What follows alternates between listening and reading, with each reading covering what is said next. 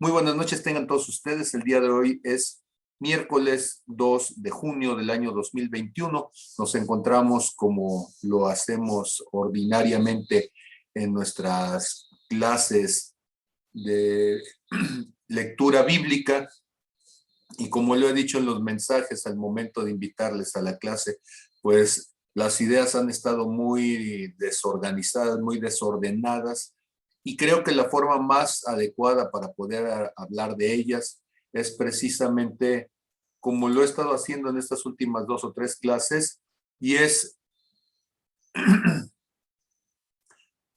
que podamos entonces nosotros estar viendo al mismo tiempo los 4 dones ministeriales del Antiguo Testamento, que son profetas, evangelistas, pastores y maestros, y que podamos entonces también entender el por qué viene Jesús en el Nuevo Testamento a traer un equilibrio entre ellos. Entonces, estos cuatro ministerios que son fundamentales para que nosotros tengamos una visión de conjunto, y cada una de estas cosas son parte de una revelación. Entonces, esta revelación, como lo he dicho desde la clase anterior, y la clase anterior terminábamos precisamente con este versículo de Gálatas 3:24, dice: de manera que la ley ha sido nuestro ayo para llevarnos a Cristo, a fin de que fuésemos justificados por la fe. Un ayo, lo explicaba desde la ocasión anterior, es un anillo que se acostumbraba a ponerle a los toros en el tabique nasal, y de esa manera entonces, al momento de que se les perforaba y se les metía ese aro, de allí se podía amarrar una cuerda, y aunque la cuerda no fuera muy fuerte, por el dolor que causa que te jalen del tabique, bueno, pues eso hacía que el toro estuviera más que dispuesto a dejarse conducir por cualquier niño pequeño, ¿sí? No había necesidad entonces de violentar demasiado al animal, porque el animal sabía que le dolía, y causa de ello entonces era que se volvía más dócil para la labranza. Y entonces las revelaciones son ayos. La revelación no tiene un valor en sí misma si la revelación no nos lleva a Jesús. La revelación se puede convertir en un aspecto anecdótico, inclusive puede terminar siendo un aspecto de discusión por cuestiones hermenéuticas, o sea, ¿cómo interpretas tú el símbolo? ¿Cómo lo interpreto yo? Eso nos puede dar entonces una serie de conflictos. Y la única manera en que lo podemos llevar a un punto de acuerdo no es en la interpretación, sino en la finalidad del uso. Entonces, el símbolo tiene sentido cuando nos acerca en nuestra búsqueda de Cristo. Si no es así, entonces el símbolo se convierte en estorbo. Y los seres humanos terminamos convirtiendo a los símbolos, que son medios, mediaciones, terminamos convirtiéndolos en fines en sí mismos. Y de repente los volvemos más santos que la figura de Jesús. En el medievo cosas como estas sucedieron, y entonces había tantas astillas de la cruz de Cristo que bien podría haber sido que la cruz de Cristo fuera del tamaño de una ceucolla gigante, seguramente, ¿sí? De aquellas que tenían un radio como de 30 metros de radio, sí, que podía caber hasta un tren pasando en medio si le hacían un agujero. Bueno, pues así, porque todo el mundo quería pagar por el símbolo. Por el símbolo, de repente nosotros pensamos que un pan tiene más poder, que una copa de vino puede tener más poder que la misma expresión de fe, la misma confianza que podamos tenerle hacia el Espíritu Santo como tal. Y Dios seguramente lo sabía, y por eso dice: no te hagas ninguna imagen. Y podríamos decir en el sentido más general: no te hagas ningún signo, no te hagas ningún símbolo de las cosas que están en los cielos, en la tierra y debajo de la tierra, porque yo, tu Dios, soy un Dios celoso. Bueno, todo esto lo está diciendo el Señor allá en Éxodo 20, Deuteronomio 5, cuando habla de los 10 mandamientos que le deja al ser humano, precisamente para que pueda regular su búsqueda con él. Y entonces las cosas que hemos estado hablando, tómense con esa mesura, son símbolos y solamente tienen valor en medida de que ellas nos acerquen entonces a la búsqueda del Señor Jesús. Vamos entonces a platicar algunos otros símbolos. En Números capítulo 2, ¿sí? En Números capítulo 2,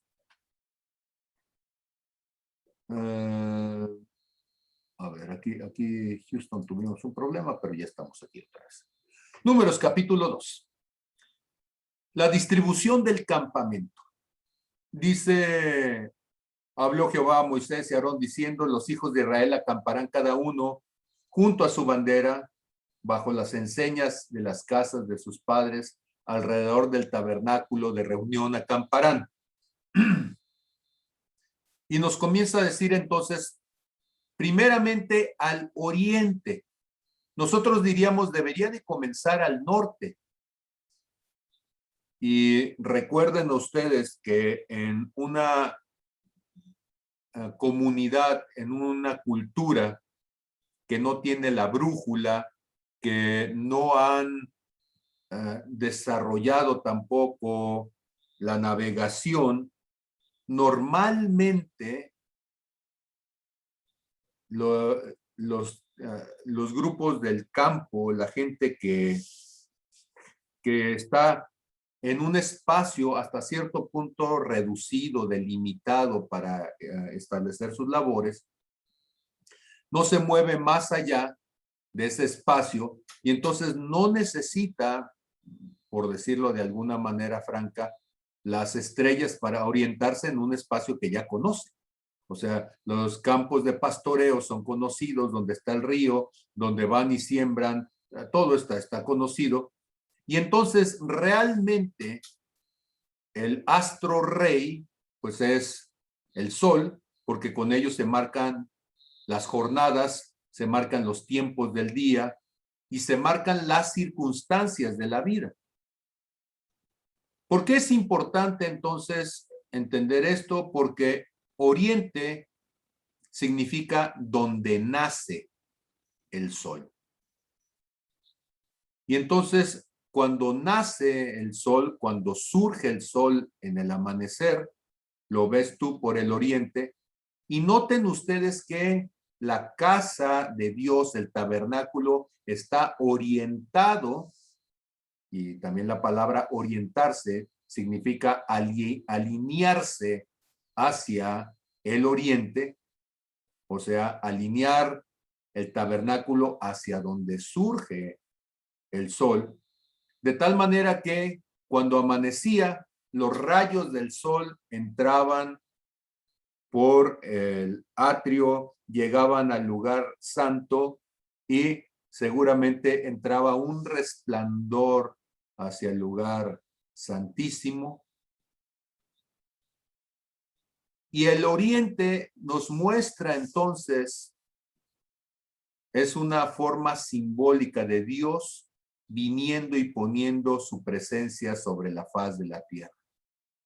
Las misericordias son nuevas cada mañana, no dice las misericordias son nuevas al atardecer.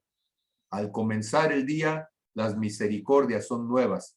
Sin embargo, para los hebreos, el día se comenzaba a contar a partir de el mediodía, cuando el sol estaba en su cenit, a 90 grados exactamente sobre la cabeza, ¿sí?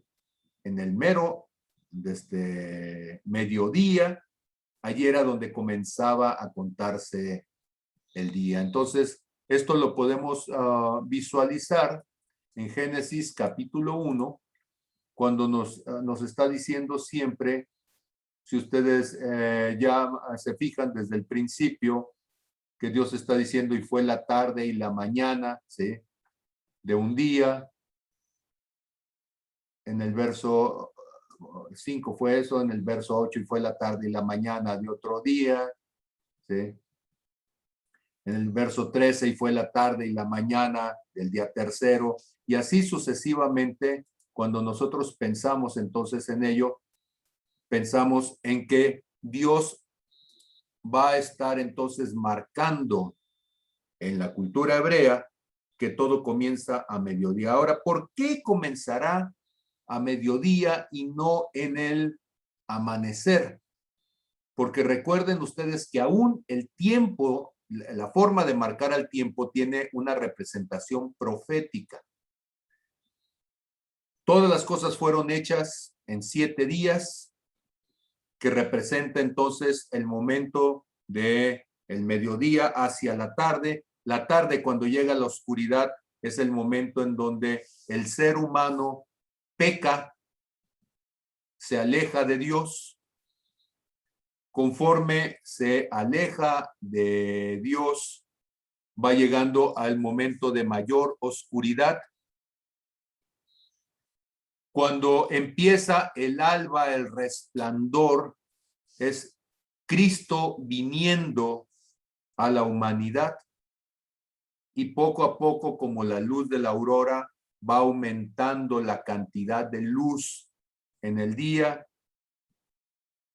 y el mediodía termina con Jesús reinando y siendo puesto una vez más sobre toda la humanidad en el reinado justo del Mesías, que es lo que se llama el milenio.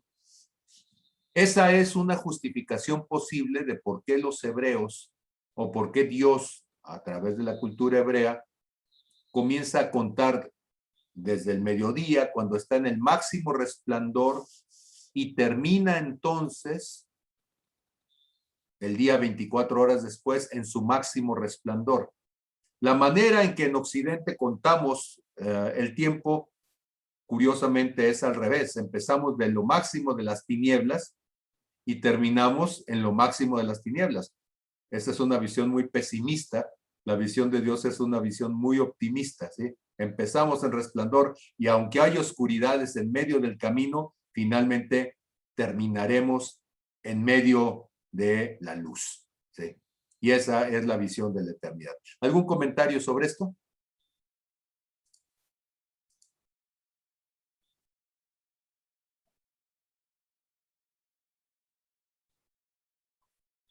Nada que comentar. ¿Sí están ahí? Sí, aquí estamos. Ok, ¿alguien que quiera decir alguna cosa? Entonces, nada, todo está bien. ¿Les parece congruente esto que estoy diciendo? Ahí sí me parece muy congruente, y me agradó la forma en que lo presentas. No lo había visto así, tenía esa duda, y de hecho nunca se lo había preguntado a gente cercana que conozco que es judía, por qué lo veían así o por qué era así. Pero como lo comentas, me parece muy, muy lógico. Me da mucha claridad. ¿Cómo refuerza tu visión hacia el optimismo, ¿sí? En una psicología positiva, en una mentalidad positiva, sin que eso signifique así como estos coach, levanta el ánimo nada más, ¿sí? Pero, ¿qué te deja una visión espiritual así? Pues ahora sí, verlo desde la perspectiva que inicia en el esplendor, en lo bueno que uno tiene, en lo marcando todas tus fuerzas, todas tus cualidades, todo lo bueno, vaya, en lugar de marcar como lo negativo, lo contrario, ¿no? Entonces, es como sacar toda esa luz que tú tienes para ir actuando en tu día, y obviamente concluir al siguiente, pero entregando todo eso que porque si igual pasaste tinieblas, pero va a ser un momentáneo, ¿no? Porque viene la luz. Entonces, queda en el medio, no como lo vemos nosotros. Algo más que quisiera decir al respecto es que si los días comienzan a medianoche, curiosamente, entonces el inicio y el final de un ciclo siempre te agarra dormido. Ni te das cuenta cuándo terminó, ni te das cuenta cuándo empezó.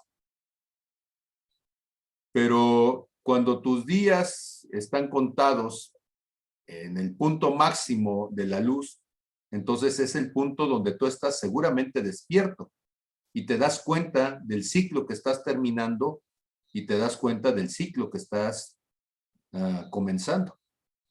Yo creo que necesitamos cambiar nuestros relojes espirituales para que nuestros ciclos comiencen con conciencia y no que nos agarren todos dormidos y atarantados, ¿sí? Donde no te das cuenta ni siquiera qué hiciste o por qué lo hiciste, qué pasó y cuándo terminó, ¿sí? Entonces, Judá está hacia el oriente. Ya dijimos entonces que Judá representa, su nombre quiere decir alabanza. Y entonces, ¿dónde comienza el día? El día comienza en la alabanza y entonces es un canto de júbilo hacia las cosas que Dios está haciendo. Cuando nosotros pensamos entonces en el nacimiento del día, bueno, pues estamos pensando allí, Judá diciendo, gracias Señor, un día más, ¿sí?, que hemos caminado contigo, porque ya venimos caminando contigo desde el día de ayer, ¿sí? Y ahora nos falta solamente llegar al mediodía, pero tú fuiste el Dios de ayer, tú fuiste el Dios de mi amanecer. Entonces no estoy comenzando el día ya comenzó, estoy preparándome para culminar el día, ¿sí? Ok. Si sigo más adelante, me voy a llegar hasta el números 2:10. Dice, la bandera del ejército, del campamento de Rubén estará al sur.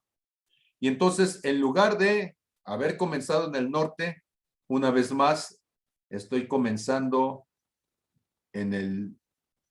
me estoy yendo en sentido contrario. Ahora voy hacia el sur. ¿Qué voy a tener entonces en el sur? Es Rubén. Y Rubén entonces, si el día tiene 24 horas y estamos hablando de Judá, que está a las 6 de la mañana, entonces diríamos que Rubén anda por allí más o menos a las 12 del mediodía. Y en ese momento entonces estamos con el sol en el cenit, donde lo que estamos encontrándonos, ¿sí?, es un Rubén activo, es el evangelista, es el que se extiende, el que se mueve, el que va más allá, ¿sí? Es el que cruza el territorio. Es el que está en lo más alto, el que más se ve. Por eso, cuando nosotros pensamos en el sol, en su cenit, pues lo que estamos pensando es en este Rubén que es visto por todos, ¿verdad? Los evangelistas son los que más brillan, curiosamente, en el cuerpo de Cristo. Son simpáticos, alegres, platicadores, figuran, ¿sí?, donde quiera que van. Ok, ahí tenemos entonces a Rubén, el evangelista, tomando visión, dominio, viendo las cosas desde arriba. Muy bien, visto como el sol arriba. En medio, dice en el número 17, ¿sí?, va el tabernáculo de reunión. Acuérdense ustedes que el centro del campamento es precisamente el tabernáculo de reunión y los levitas están exactamente alrededor de ese tabernáculo de reunión. No voy a hablar de ellos, aunque ese es el lugar donde estaría entonces escondido, oculto, el misterio de todos los tiempos, que es Jesús en medio de nosotros, ¿sí? Jesús en medio de nosotros es el punto de partida, es el punto de equilibrio, así como en una balanza el fulcro, que es el punto donde se apoya todo para poder llegar al equilibrio. Así está entonces Jesús en medio, y solamente hago el comentario. Ok. Números 18 me dice que la bandera del campamento de Efraín por sus ejércitos está al occidente. Efraín, recuerden ustedes que significa fructífero.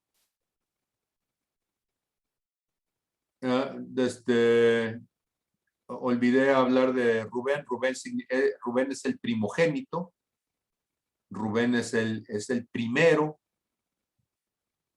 de los hijos, y entonces es el que llega más lejos, o el que llegó primero que los demás. Efraín significa entonces fructífero.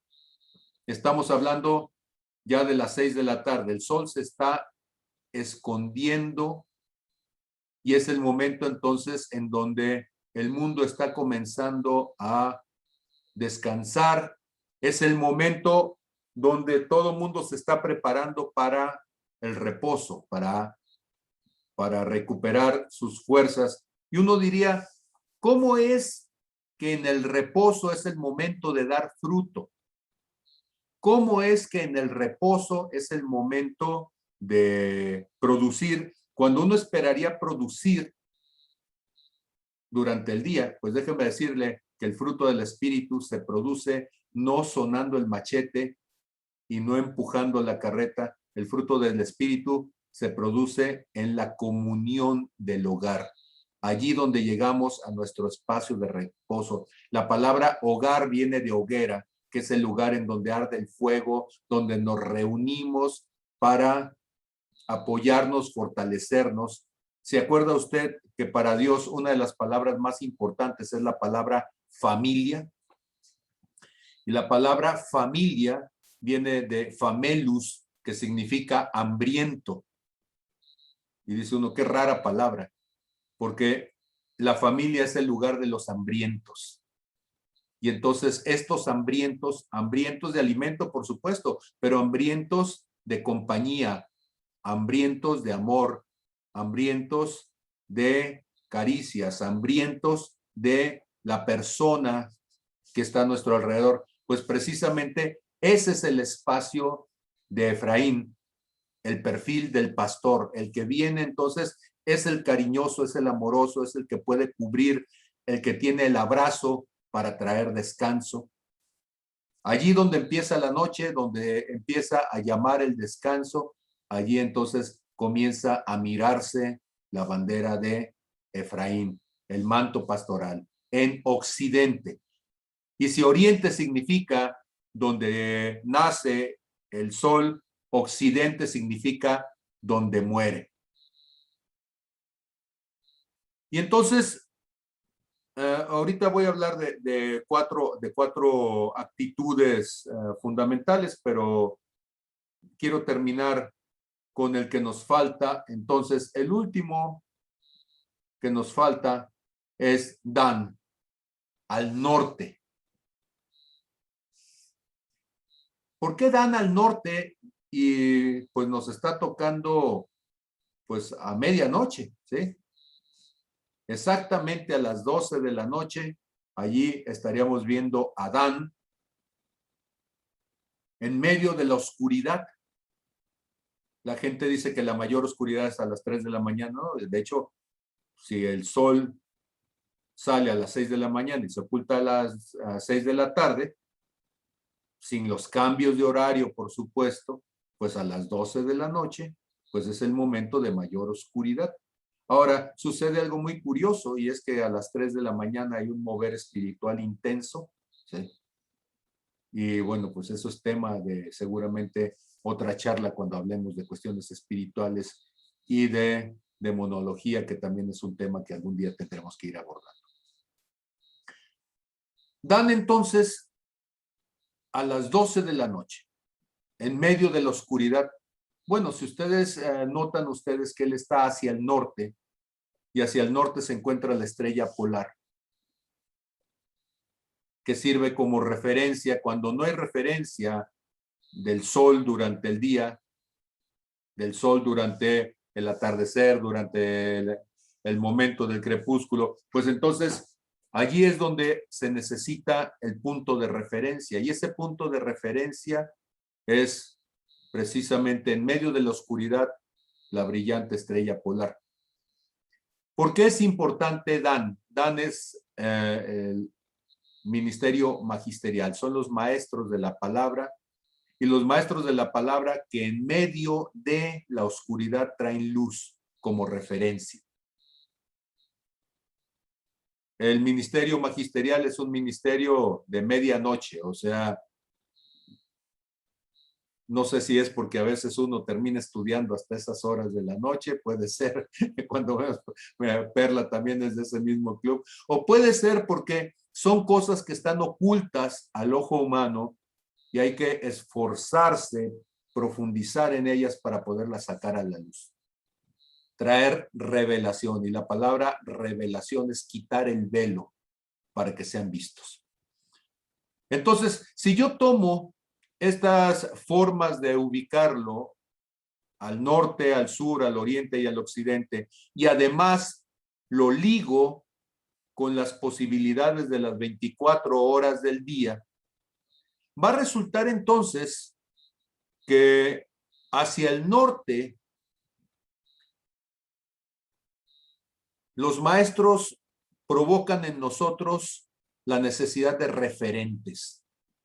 Un referente es lo que te sirve para orientarte cuando ya no hay, o sea, cuando a tu alrededor de repente pierdes la dimensión. Y los maestros de la palabra lo que tratamos de hacer es establecer referentes. Ponerte mapa y brújula en la mano para que en medio de las circunstancias de la vida no te pierdas, para que sepas hacia dónde es el camino y que cuando te quedes solo por las circunstancias de la vida ante una situación problemática, sepas dónde es el camino de regreso a casa. Si te toca navegar en aguas violentas, que sepas entonces hacia dónde orientar el velamen para que pueda ser entonces llevado, orientado en esa dirección, ¿sí? Sí, desde cuando preguntaba Emilia hace rato del campamento, efectivamente nuestro año comienza también en el campamento, ¿sí? Porque es el momento en donde Cristo muere y donde Cristo renace, ¿sí? Ahí es donde comenzamos nuestro tiempo. Es una forma simbólica de poner en primer lugar lo espiritual sobre lo natural. Si el maestro entonces nos va a dar un referente, pues nosotros entonces tendríamos que considerar, ¿sí?, que en el lugar del oriente donde nace el sol, el evangelista nos trae esperanza, como es la esperanza después de la oscuridad, de saber que el día está una vez más iluminándose. La palabra alumbramiento de un niño cuando nace es la misma idea de cuando el sol aparece en el oriente. Es como decir que una persona nace, es como decir que está viniendo a la luz. De la misma forma, dar a luz que hacen las mujeres, alumbrar que hacen las mujeres, es lo que sucede entonces con el sol en nuestro planeta y es parte del símbolo evangelístico. Los evangelistas llegan a nuestras vidas y después de un día a oscuras, donde de repente nuestro ánimo está por los suelos, un evangelista hace que te rías, un evangelista te trae palabras de ánimo, de aliento y provoca en ti que el día vuelva a amanecer, que vuelvas a ver las cosas entonces con gozo, con júbilo, con esperanza. En el lado opuesto, tenemos entonces en el poniente, en el occidente, donde muere el sol, tenemos el espacio de la reflexión afectiva. No hay mayor reflexión que aquella que nos acerca a la muerte. Y entonces el ministerio pastoral nos va llevando, decía del oriente, perdón, son los profetas, me equivoqué al decir evangelistas, son los profetas los que están en el oriente, nos muestran entonces el mover de Dios. En el poniente, los pastores nos llevan a la reflexión, la muerte como fin, la muerte como culminación de nuestros procesos y como el inicio de un nuevo ciclo en la vida espiritual. Y ahora sí, los evangelistas nos hablan de, perdón por haber confundido los términos, los evangelistas al sur nos hablan de extensión, de territorio, de ampliar nuestras estacas. En Isaías, capítulo 54, a ver, Isaías 53, perdón. 54, a ver, ahora sí. Isaías 54 en el verso 2 dice, ensancha el sitio de tu tienda y las cortinas de tus habitaciones sean extendidas. No seas escasa, alarga tus cuerdas, refuerza tus estacas, porque extenderás tu mano a derecha e izquierda y tu descendencia heredará naciones y habitará las ciudades asoladas. Este es un cántico de los evangelistas. ¿Sí? Extiéndete, crece, rompe tus límites, rompe tus fronteras, gózate tomando el territorio que Dios te da para que tengas más fruto, para que tengas abundancia. Ok, entonces en esta segunda intervención, ¿algún comentario, alguna pregunta? Perdón por haber confundido el término del amanecer con evangelistas y profetas. El amanecer es profético y el sur es evangelístico. ¿Comentarios?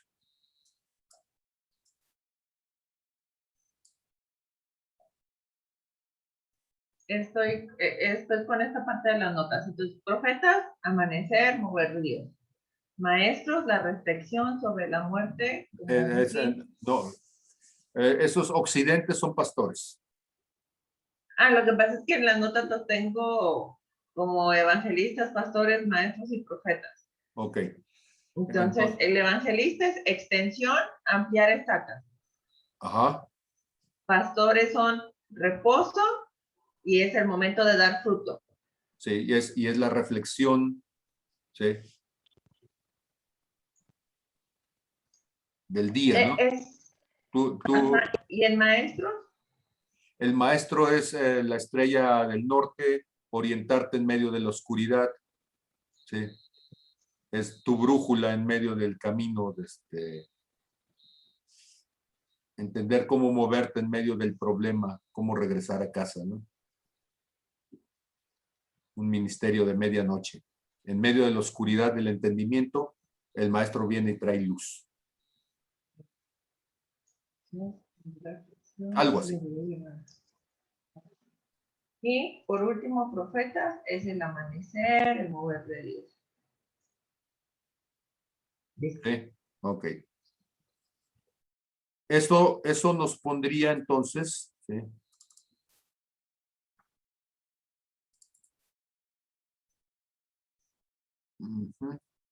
Ok, entonces eso nos pondría una vez más con nuestra figura por aquí con ustedes. Entonces, el sol sale por el oriente, ahí están las águilas que son los profetas. Se mete por el occidente, ¿sí? Por el oeste, que ahí están los pastores. En el sur están los evangelistas y en el norte están los maestros, ¿sí? Comenzamos con el amanecer de las 24 horas del día a las 6 de la mañana son los profetas, a las 12 del mediodía son los evangelistas, a las 6 de la tarde son los pastores y a las 12 de la medianoche serían los maestros, ¿sí?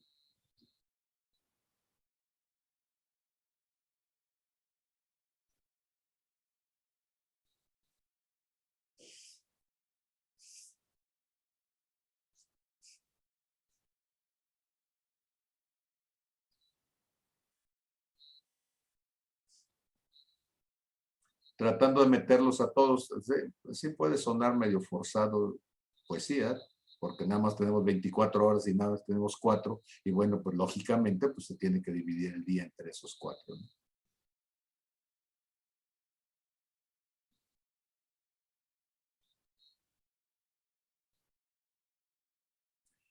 Es una propuesta. Yo tengo una duda. Sí, adelante. Entonces cuando en la Biblia dicen que la tercera hora del día serían las 3 de la tarde o la sexta hora, las 6, digo porque como dice, el día empieza a las 12, ¿no? Digamos a mediodía. Sí, desde cuando empiezas a contar, ellos cuentan desde la primera hora de luz, sería más claramente dicho, ¿sí?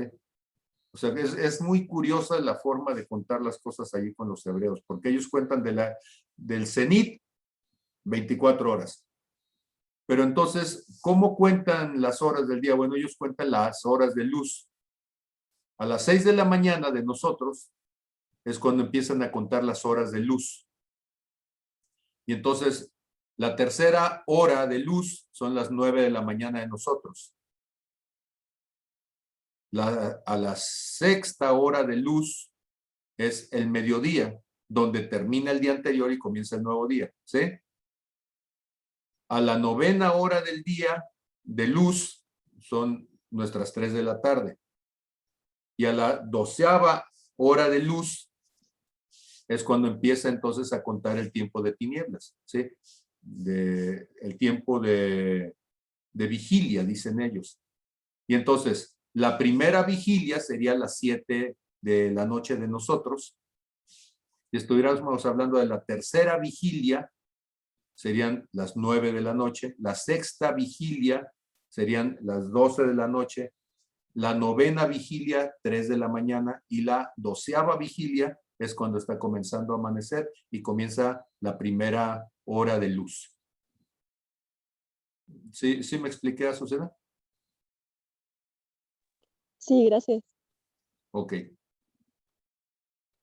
Y entonces, para ellos, el concepto de horas de luz y horas de oscuridad, pues son más fáciles de manejarlo dentro de un grupo de gente que se dedica al campo, sin meterse en el conflicto de si comienza o no comienza a esa hora el día. O sea, acuérdense ustedes que todo esto tiene un contexto religioso, un contexto espiritual también para ellos. Para nosotros simplemente nos levantamos y decimos a las 7 es la hora de ir a trabajar y no tiene ningún contexto religioso, ¿verdad? Ok, ¿alguien más?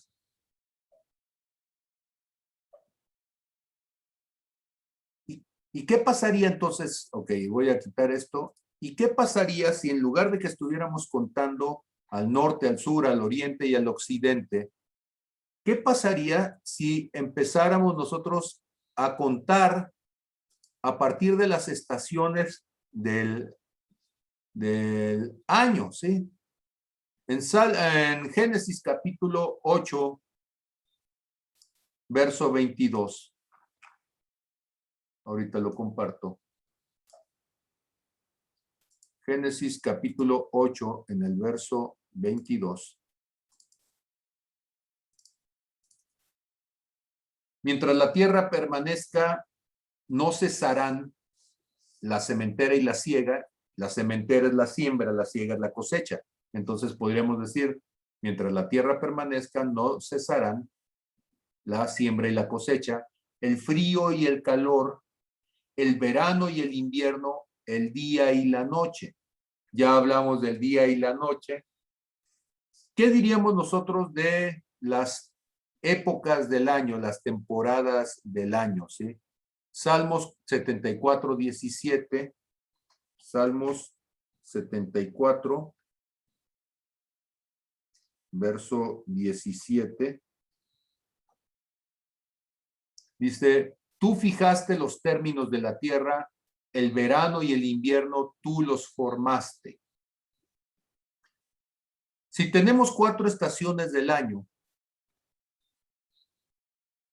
la propuesta es que los evangelistas representan la primavera, porque la primavera es el tiempo del nuevo nacimiento, después de que todo estuvo congelado, de que sobre todo en los lugares del norte que estuvieron cubiertos por la nieve, que no se veían los árboles, no se veía el pasto, todo estaba oculto, entonces viene el nacimiento. Y ese nacimiento entonces implica que todo sale a la luz. Ese es el alumbramiento también. Entonces, en muchos espacios ustedes recuerdan que el tiempo de primavera se va a llenar también de nuevas criaturas. Y tenemos entonces brotando las plantas nuevas. Las semillas que estaban por allí, después del deshielo, se empiezan a humedecer las tierras, empiezan a germinar y se empieza a llenar entonces los montes que habían estado cubiertos de nieve, se empiezan a llenar de nuevas plantas y hay que aprovechar entonces los días soleados, comienza a haber flores, las abejitas andan por allí polinizando y bueno, pues la primavera en todo su esplendor. Esos son los evangelistas, son la primavera de los cuatro. Son trinos, son felicidad, son borreguitos saltarines, salte y salte, ¿verdad? Las ovejas de la manada, ¿sí? Puro gozo, juego y algarabía, ¿sí? Luego viene el verano. Y si ustedes recuerdan, el tiempo del verano es el tiempo donde se está desarrollando y hay que cuidar la planta, ¿sí? Depende de por supuesto, de la latitud donde estemos hablando, ¿sí? Y de la longitud, o sea, depende del lugar de la Tierra, porque si estamos hablando del Ecuador hacia abajo, pues las temporadas están al revés, ¿sí? Pero el tiempo de verano, entonces, es el tiempo en donde comienza a crecer, fortalecerse, prepararse para dar fruto. Por eso hay que cuidar el lugar.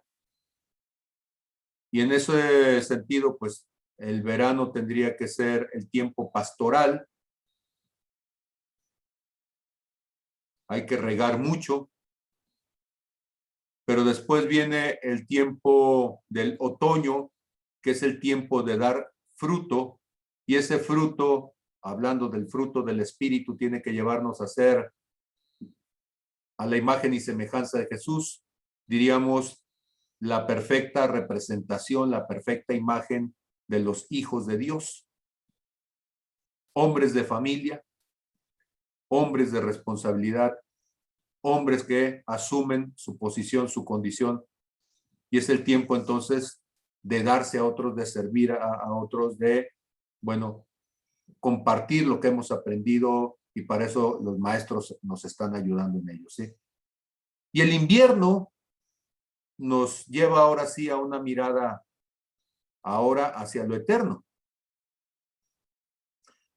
En los momentos del día poníamos al profeta viendo la luz del sol nacer, pero en el invierno es el momento entonces donde estás pensando en lo eterno. ¿Y cuál es el momento donde tú piensas más en lo eterno? Pues ese es el momento en donde tú estás volviéndote anciano, donde las fuerzas ya no te alcanzan igual, pero ahora empiezas a buscar cada vez más de Dios. No es casualidad que es el momento en donde gente que a todo lo largo de su vida no tuvo cuidado de las cosas espirituales, durante la ancianidad empiezan a ponerse reflexivos y empiezan a darse cuenta de que cada vez les queda menos tiempo y es tiempo de ponerse a cuentas con Dios. Esa podría ser también una posible forma de visualizar los ministerios. Finalmente, como digo, son solamente figuras metafóricas. Ok. Comentarios sobre esto.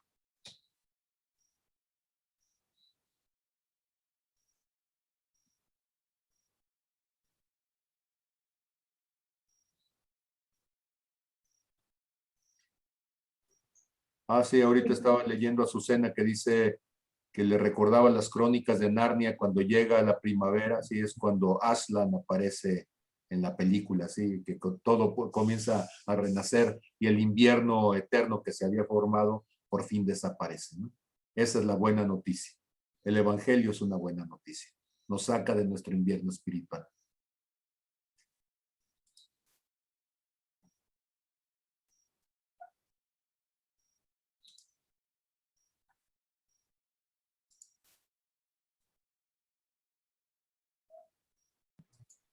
Creo que genera como esta línea.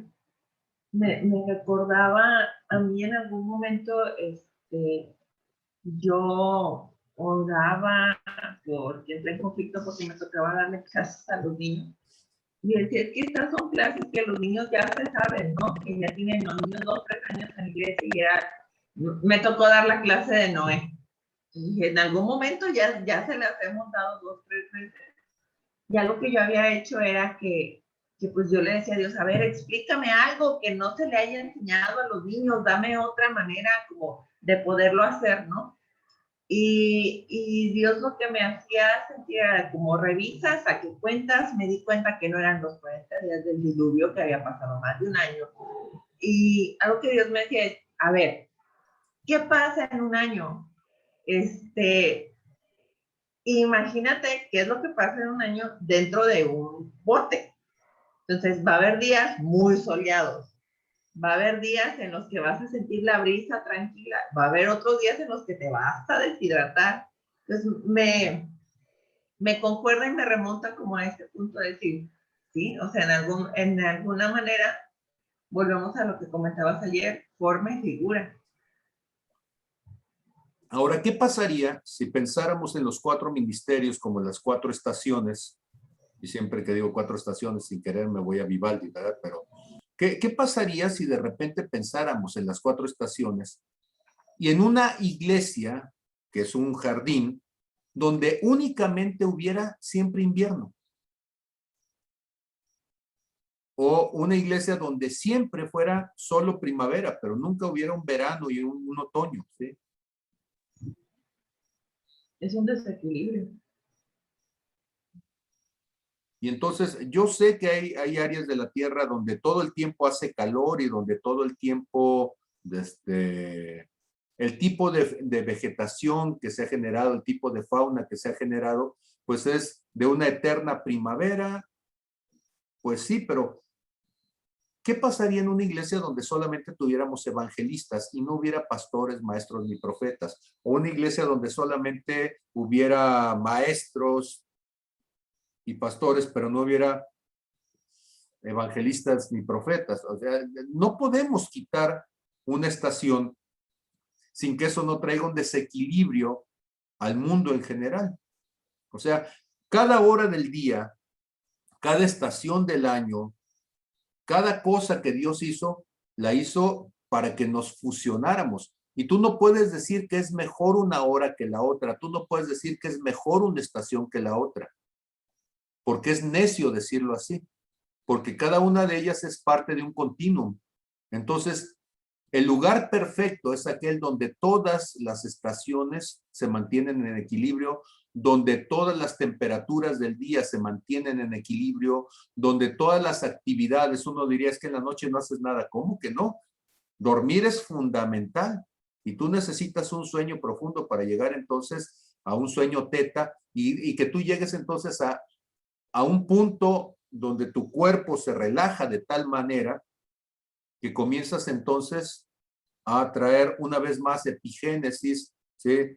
En tus neuronas. Entonces tú necesitas otra vez volver a generar neuronas y aunque parezca o pareciera durante años que esto era como un mito, afortunadamente las neurociencias ya nos han ido mostrando que tenemos esperanza. Muchas se mueren, pero tenemos esperanza porque pues ahí poco a poquito todos los días, si descansas, si te alimentas, si estás en equilibrio, tu cuerpo se va renovando, ¿sí? Y entonces necesitamos el tiempo de descanso, necesitamos el tiempo de actividad, necesitamos el tiempo de trabajo, necesitamos el tiempo de compañía, necesitamos cada uno de los momentos.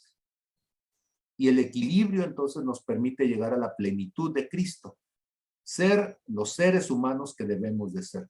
Y en la eternidad, seguramente lo podremos entender mucho mejor después de todos los errores que hemos cometido con este cuerpo que no hemos tratado también, ¿sí? En la eternidad, aprendiendo la lección, diremos, creo que debo de trabajar lo necesario, pero sin extenuar este cuerpo para poder entonces vivir en plenitud, ¿sí? Y yo creo que Dios nos va a recordar muchas de estas cosas. Ok, pues andan muy tímidos ustedes ahora, y si no hay diálogo, entonces esto se acaba más pronto. A ver, entonces...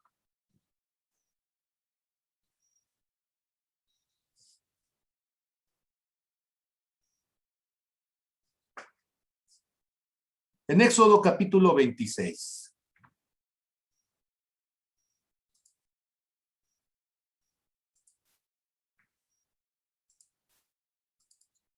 Éxodo capítulo 26. En el verso 1. Dice, harás el tabernáculo de 10 cortinas de lino torcido, azul, púrpura y carmesí. Y aquí vamos a tener muchísimos versículos durante todo lo que es las reglas, los artículos de lo que Dios le mandó a Moisés hacer con el tabernáculo. Vamos a encontrar entonces una y otra vez estos 4 colores. Lino, que es un color blanco, azul, púrpura y carmesí. Entonces, lino, azul, púrpura y carmesí.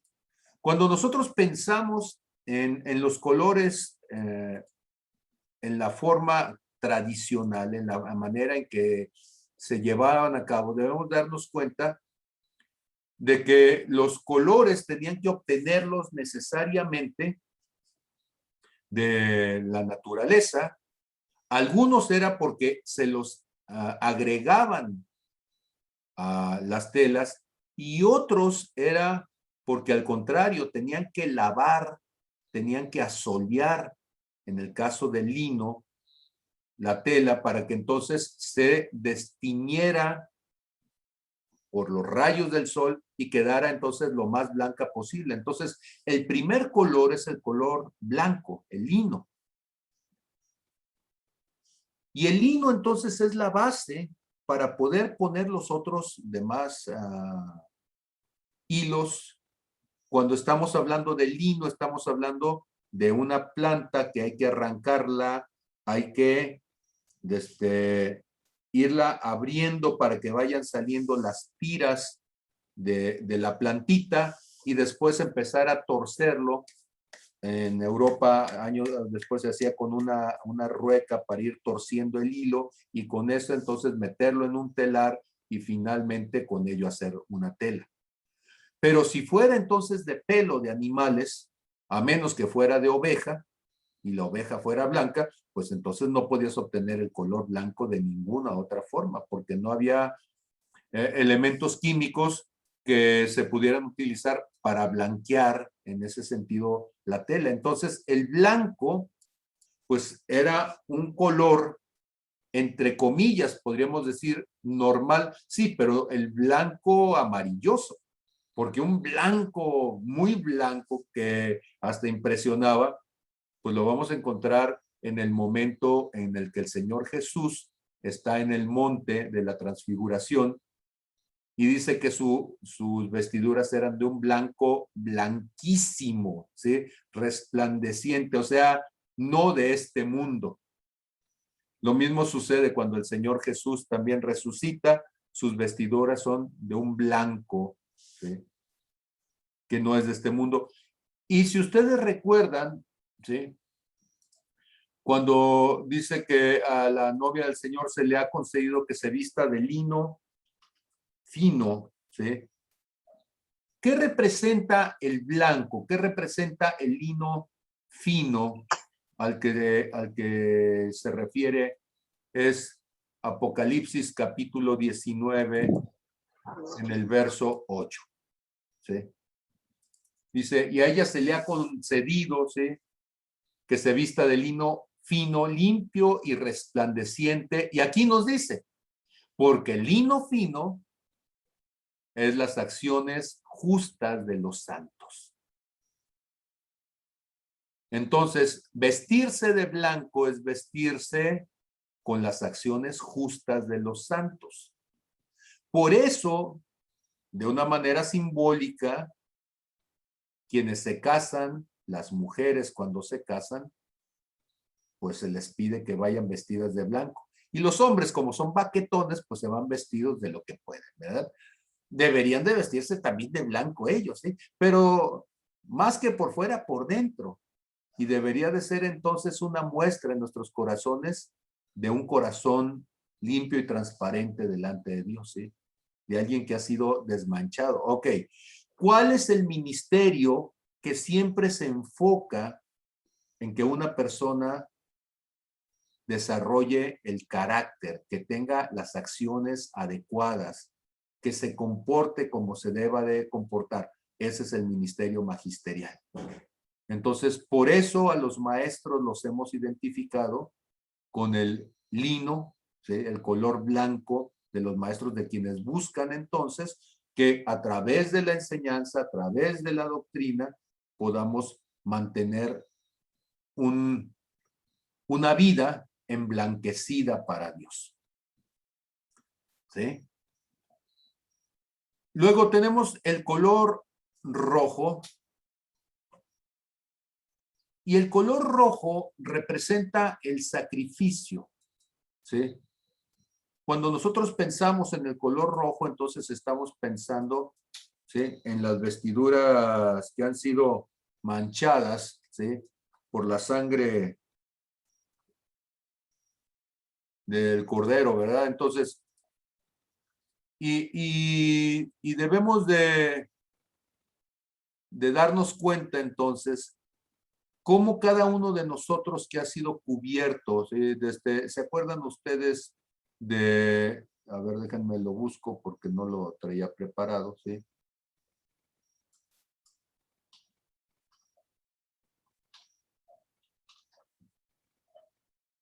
En Apocalipsis vamos a tener entonces a los que salieron de la gran tribulación, ¿sí? Dice Apocalipsis 7:14.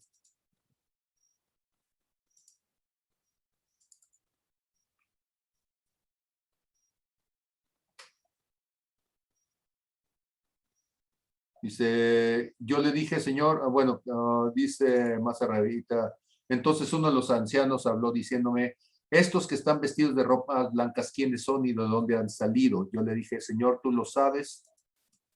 Y él me dijo, estos son los que han salido de la gran tribulación y han lavado sus ropas y las han emblanquecido en la sangre del Cordero. Y entonces uno diría, bueno, la sangre del Cordero no solamente pues es roja y nos cubre, siempre pensamos en la sangre así, pero a partir de la sangre del Cordero nosotros entonces somos limpiados espiritualmente y nuestras vestiduras entonces se vuelven blancas para Dios.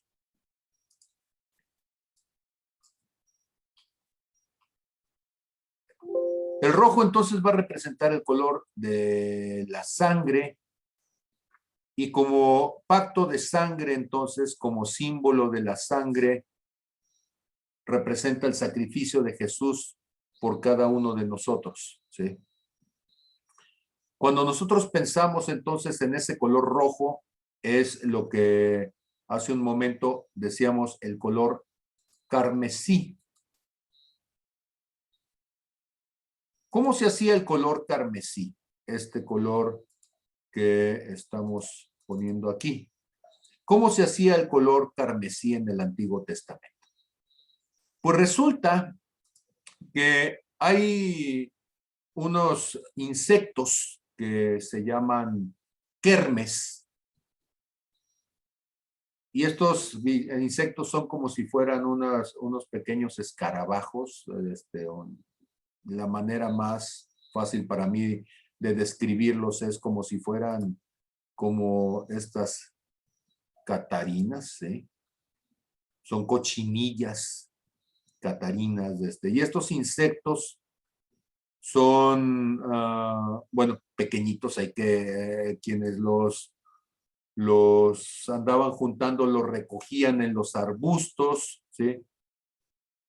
Los ponían a secar, los molían, y de estos insectos entonces sacaban un polvo, y ese polvo se iba a convertir entonces en el color carmesí.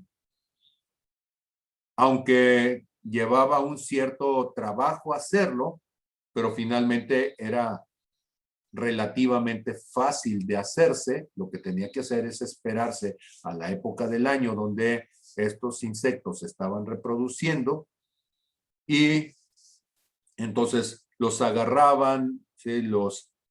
Seguramente los ponían en alguna tela o en algo para que no se les escaparan, y pues lograban que los mataran. Pues seguramente si los metían en agua o en algo se ahogaban, y luego ya después los asoleaban, y ya asoleaditos entonces con eso iban a sacar un polvo que iba a dejar de un color rojo cafezoso como de sangre seca, ¿sí?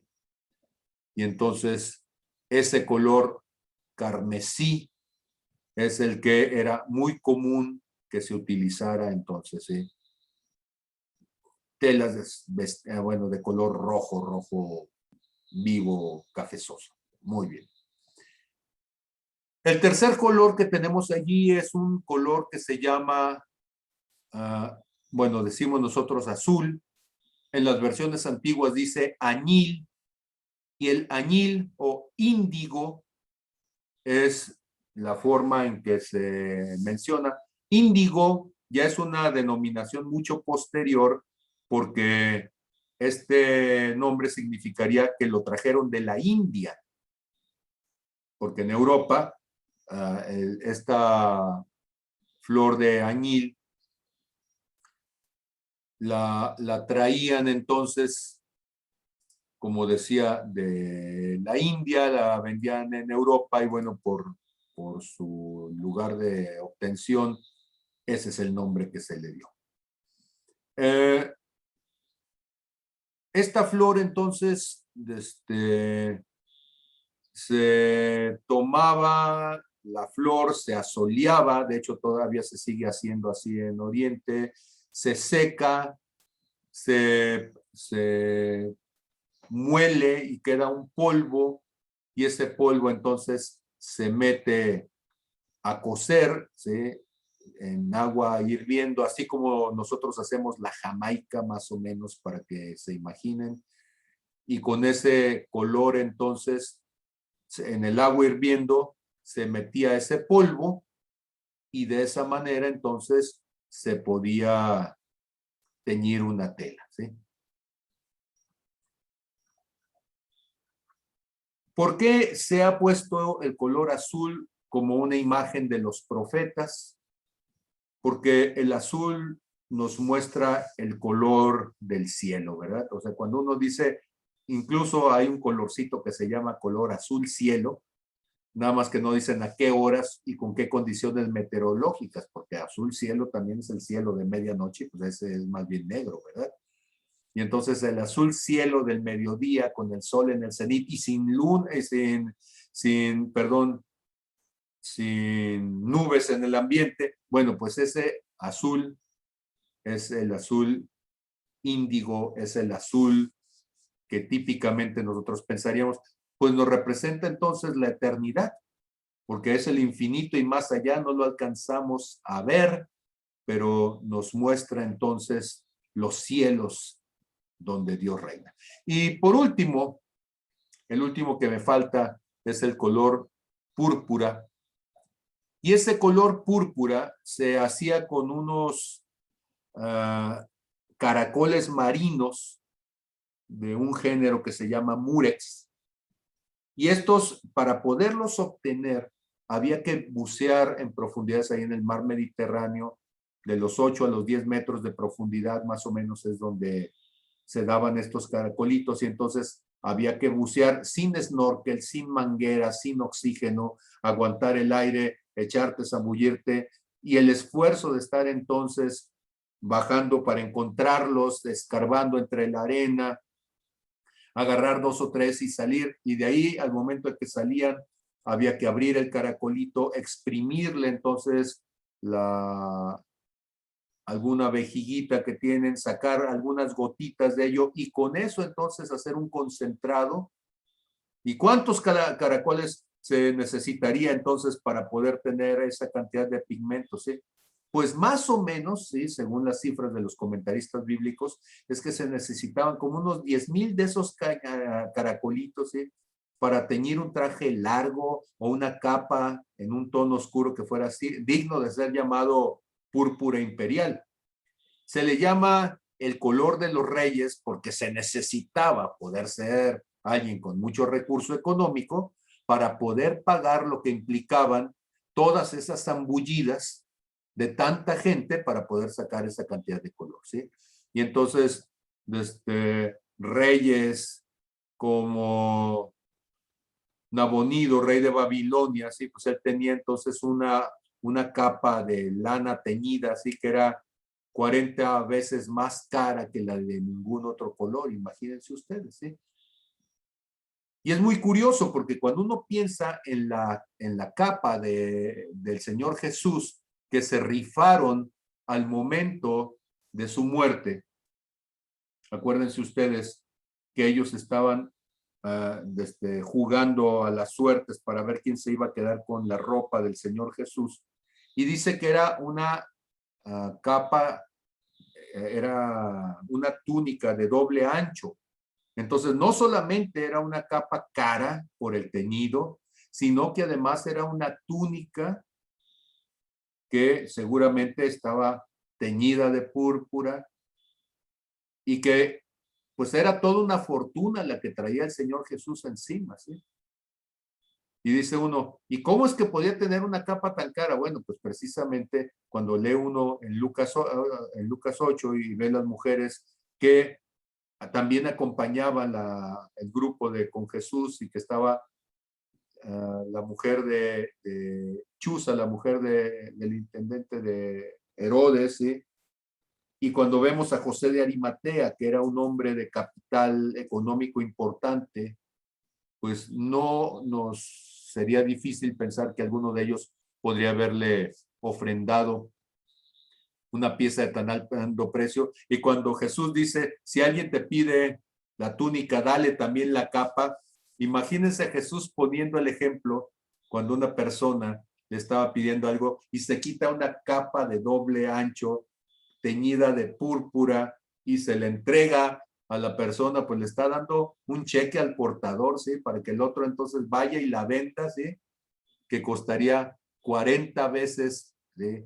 El precio de alguna ropa no teñida, pero además, por ser de doble ancho, implicaba que tuvo que ser en un telar especial. Bueno, pues todo eso nos habla de lo que simboliza eso. Y entonces, ¿qué colores? Pues el púrpura es el color de los reyes, de los que se extienden, de los que toman el territorio. Esos son los evangelistas. El rojo es el color de los que se sacrifican, de los que dan su sangre, del buey que ha sido castrado para el servicio. Esos son los pastores.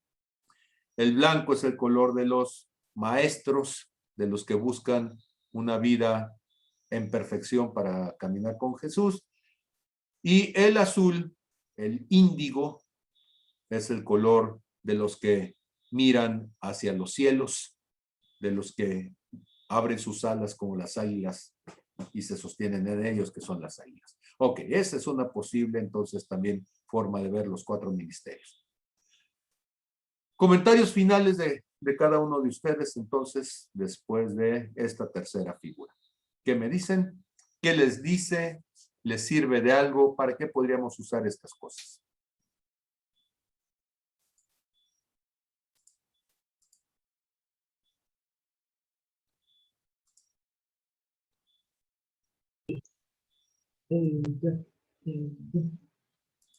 Adelante. Esa vocecilla que se oye por ahí.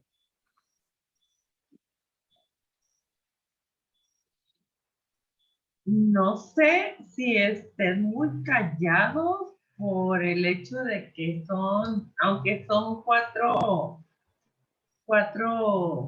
perfiles, pero como que se les está haciendo mucha información, porque sí, la verdad me sorprende que estén muy callados.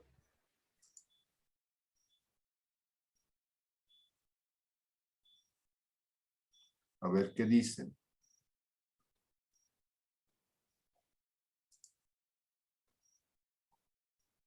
Califiquen esto. Acuérdense que es una propuesta, no es una doctrina para con ella hacer, una propuesta para hacer doctrina, es una propuesta interpretativa únicamente.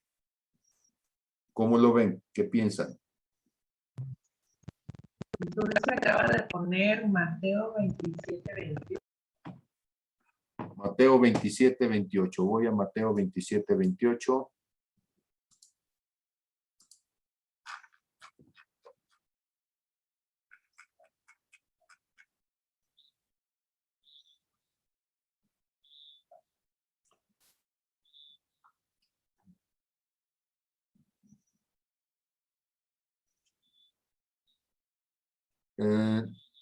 Esto es cuando a Jesús le quitaron su ropa, ¿sí?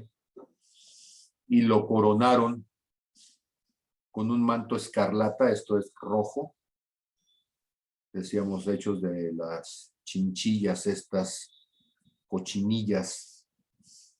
Entonces, los soldados del gobernador llevaron a Jesús al pretorio y reunieron alrededor de él a toda la compañía y desnudándole le echaron encima un manto escarlata y pusieron sobre su cabeza una corona tejida de espinas y una caña en su mano derecha e hincando la rodilla delante de él, le escarnecían diciendo, salve, rey de los judíos. ¿Sí?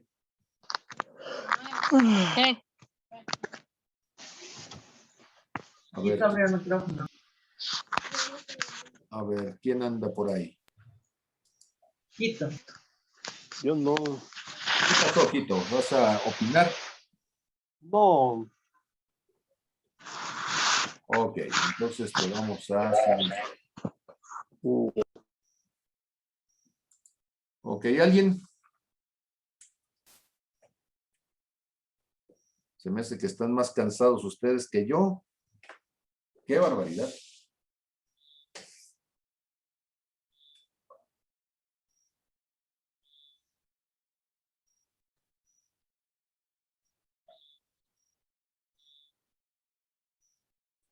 Sobre el versículo que nos daba Dulce, los romanos usaban en su ejército, como parte de su uniforme de oficial, usaban capas color rojo. Pero no eran de carmesí, no eran de púrpura, hubiera sido demasiado caro, ¿sí? Acuérdense que de las de cochinilla, pues esas eran más fáciles de conseguir el rojo, y de esas teñían entonces. Y pues le ponen a él en manera de burla un manto rojo, y el manto rojo, pues debió haber sido de alguno de ellos seguramente, sí, porque ellos lo usaban. Y como una forma de decir, bueno, en lugar de rey, pues trae ropa de soldado, ¿no?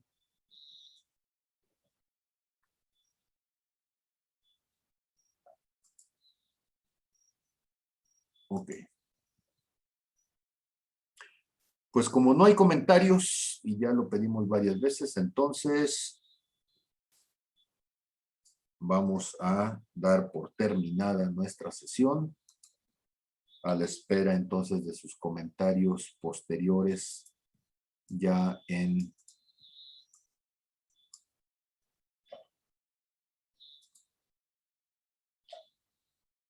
forma de WhatsApp. Entonces, en Marcos 15, 17, una vez más, y acá dice que le vistieron de púrpura y le pusieron una corona tejida de espinas. Habría que revisar entonces, porque ahí Los sinópticos nos están dando dos visiones distintas para poder checar entonces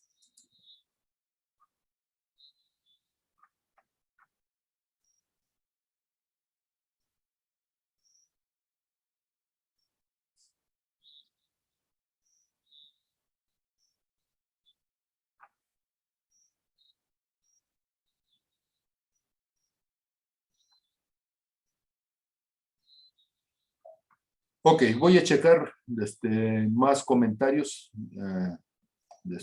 Dulce para poder saber entonces, porque sí tiene implicaciones de poder saber si es de carmesí y eso sería el manto de un soldado, o si es de púrpura y eso sería el manto de un rey. Habría que pensar a quién se lo quitaron, para poderlo poner. Y que además pues quedara manchado, no sé. Ok, no hay más comentarios, entonces les agradezco muchísimo.